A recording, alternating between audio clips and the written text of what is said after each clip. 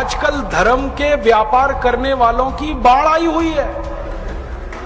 हाँ, बहुत बड़ी फौज खड़ी हुई है उनकी।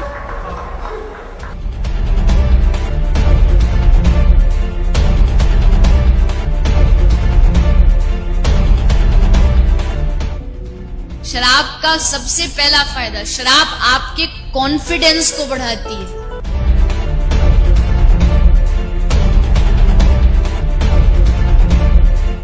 इसीलिए किसी को नाचने का शौक हो पर शर्म से नाच नहीं रहा हो, बस 2 ढक्कन पिला दो। और इस रास्ते पर हमको भटकाने वाले 10-20 नहीं है, सैकड़ों लोग हैं। कि अगर इस्लाम को पूरी दुनिया अगर स्वीकार कर ले तो इसमें कोई बुराई नहीं है, तो ऐसे हिंदू धर्म को मैं तिलांजलि देता हूं। हिंदू धर्म कुछ नहीं है। और भगवान राम की जिंदगी के वो प्रसंग कभी नहीं सुनाते जो हम में वीरता पैदा करें। सूरत आपकी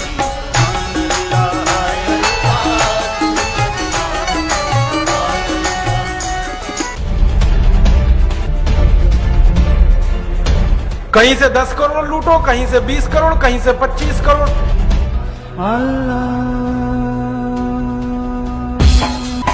तेरी मोहब्बत दिल में है या अल्लाह, तेरी मोहब्बत दिल में है या अल्लाह। मैंने देखा है क्या क्या पाखंड और नौटंकी चलता है। जिस समय नमाज पढ़ी जाए तो हम भी प्रयास करें कि अपनी भागवत बंद करके 5 मिनट के लिए उनके लिए हम अल्लाह को प्रणाम करें। क्या जाता है, क्या फर्क पड़ता है। एक आया राम की कथा कहेगा 10 करोड़ लेके जाएगा, दूसरा कृष्ण की कथा कहेगा वो 15 करोड़ लेके जाएगा। मुझे मैं राम कथा में संकीर्तन कराता हूँ और बीच में हरि बोल कराता अली मौला अली मौला अली मौला बुलाता हूँ और पूरी सभा अली मौला का कीर्तन करती है। तो कई धर्मगुरु मुझे भी पूछते हैं कि आप हरि बोल के साथ अली मौला को क्यों लाते हैं। मैंने कहा मैं लाता नहीं, अली मेला मुझसे बोल रहा है। ये बापू नहीं है, डाकू है। बापू नाम तो शर्म आती है कहते हुए, और माला पकड़ा देते हैं कि राम राम राम राम राधे राधे राधे राधे राम राम राम राम राधे राधे, बस यही करो देश तो ठीक हो जाएगा।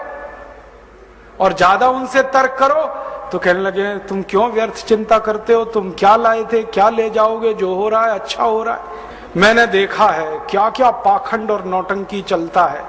भगवान राम की कथा कहने आते हैं और भगवान राम की जिंदगी के वो प्रसंग कभी नहीं सुनाते जो हम में वीरता पैदा करें, जो साहस पैदा करें। राम की जिंदगी में बहुत सारा हिस्सा साहस का है, वीरता का है। जब 14 वर्ष के लिए वनवास चले गए राम, तो हमको सुनाई जाती है राम की जो कथा ना, उसमें कहते हैं राम ने 14 साल एक ही काम किया, हाय सीते हे सीते, हाय सीते हे सीते, हाय सीते, ये सुनाते हैं हमको।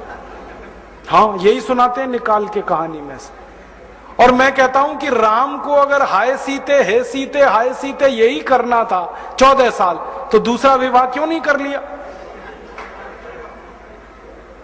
सैकड़ों राजा तैयार थे अपनी राजकुमारियों को राम को देने के लिए, वो तो कर लेते दूसरा विवाह।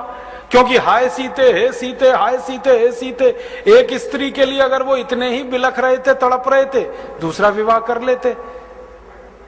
तो ये सब चुप हो जाते हैं, फिर बात नहीं करते। फिर मैं उनको रामायण में से निकाल के दिखाता हूं, देखो राम ने हे सीते हाय सीते कहा नहीं कहा ये मुझे नहीं मालूम, लेकिन 14 साल वन में रहते हुए सैकड़ों राक्षसों का संहार किया उन्होंने, मारा उनको और धर्म राज्य की स्थापना कराई। ये कहानी नहीं सुनाते क्योंकि इससे वीरता पैदा होती है। तो राम का जो वीरत्व है वो नहीं सुनाएंगे आपको, उनकी जो कमजोरियां हैं वो सुनाते हैं आपको।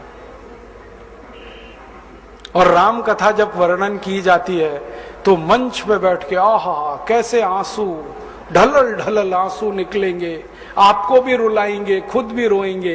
किस बात के लिए?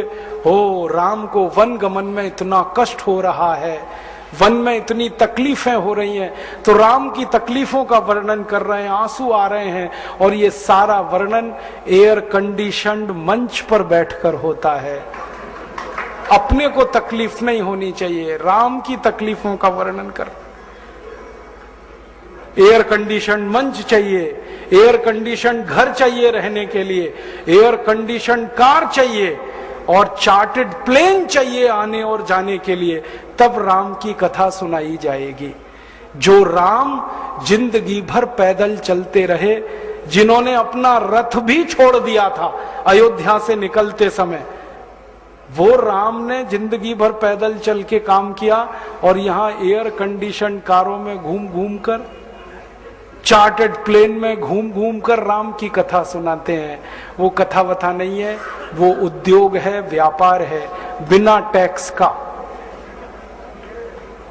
और मुझे बहुत शर्म है ये कहते हुए, समय आने पर प्रमाण से बात करूंगा कि राम कथा कहने वाले ब्लैक मनी को व्हाइट मनी करने के काम में लगे हुए एजेंट हैं, और इससे ज्यादा कुछ नहीं है। और मुझे इससे भी बड़ी शर्म आती है कहते हुए कि आप जो उनको दे रहे हैं दान के रूप में, वो पैसा ब्याज पर उठा रहे हैं वो दूसरे लोगों को, और आपके दिए हुए पैसे से धंधा बना रहे हैं अपना। फिर ऐसे कृष्ण की कथा कहने वाले आ जाते हैं, कहते राधे राधे राधे राधे राधे राधे, और कुछ कहो ही मत, राधे राधे। कंस को मारा, जरासंध को मारा, शिशुपाल को मारा, अधर्मियों को मारा, ये सब थोड़े में, राधे राधे राधे राधे बड़े में। हाँ, क्योंकि आपको कायर बनाना है ना, निर्वीर बनाना है, नपुंसक बनाना है, तो वीरता की कहानी क्यों सुनानी है? तो चुन चुन कर ऐसी कहानियां सुनाते हैं। और मैं आपको बहुत गंभीर बात कह रहा हूं कि ये सारे हमारे देश में जो पाखंडी लोग हैं ना, राम और कृष्ण की कथा कहने वाले, ये सरकारों के साथ मिले हुए हैं, क्योंकि सरकारों ने इनको एक कान में मंत्र फूंका है, तुम लोगों का ध्यान इस तरफ भटकाते रहो ताकि कोई महंगाई के खिलाफ न लड़े, गरीबी के खिलाफ न लड़े, बेरोजगारी के खिलाफ न लड़े, अत्याचार के खिलाफ न लड़े, वो डूबा रहे राधे राधे राधे राधे राम राम राम राम, बस इसी में। और समझाते रहो, तुम क्या लाए थे, तुम क्या ले जाओगे, क्यों व्यर्थ चिंता करते हो, जो हो रहा है अच्छा हो रहा है, आगे होगा और भी अच्छा होगा। एक रास्ता ये है। अब दो रास्ते हैं अपने सामने, एक रास्ता भगत सिंह का, ऊधम सिंह का, चंद्रशेखर का, एक रास्ता हमारे ये धर्म गुरुओं का, पाखंडियों का, जो राम की कथा, कृष्ण की कथा। मुझे बहुत ऑफर आए हैं, मैं आपको दिल का दर्द बता रहा हूं, सच में कह रहा हूं, आपसे नाम नहीं लेता। मुझे ऑफर आए कि तुम कहां बेकार भटक रहे हो, मेरे साथ आ जाओ। मैंने कहा बापूजी क्या होगा उसमें? तो कहने लगे जितना मिलता है वो डबल हो जाएगा। मैं बोल रहा कैसे? तो उन्होंने कहा तुम्हारी वाणी में बहुत जोर है, और मेरे पास लोगों की भीड़ इकट्ठा करने का, मजमा लगाने का तरीका है। मैं ऐसा डमरू बजाता हूं कि सब इकट्ठे होते हैं, और तुम्हारी वाणी में जोर बहुत है, मिलके लूटेंगे, थोड़ा तुम्हारा थोड़ा मेरा। ऐसे खुले ऑफर हैं मेरे पास। और मैं कहता हूं बापूजी माफ करो। क्यों? कहते तुम्हें पैसे नहीं चाहिए। मैंने कहा पैसे ही चाहिए होते तो बहुत रास्ते हैं मेरे पास, यही एक बचा है। पैसे ही कमाने हैं तो बहुत रास्ते हैं, ये एक रास्ता थोड़ी है।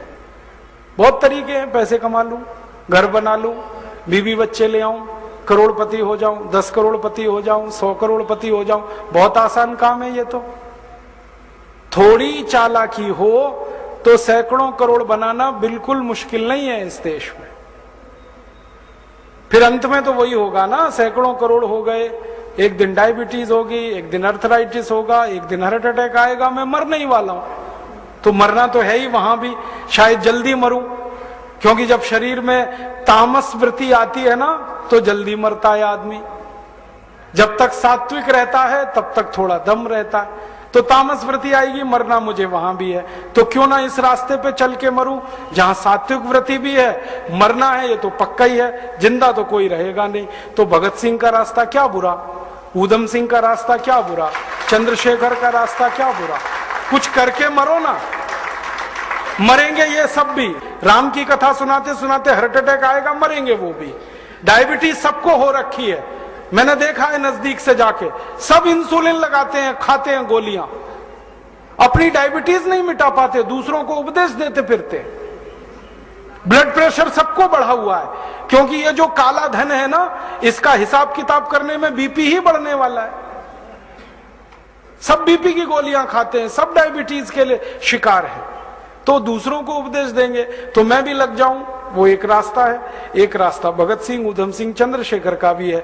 मौत तो दोनों में ही आने वाली है, बस अंतर इतना है, एक मौत ऐसी आएगी जिसको देश और समाज जिंदगी भर याद रखेगा, और एक मौत ऐसी आएगी कोई पूछेगा नहीं।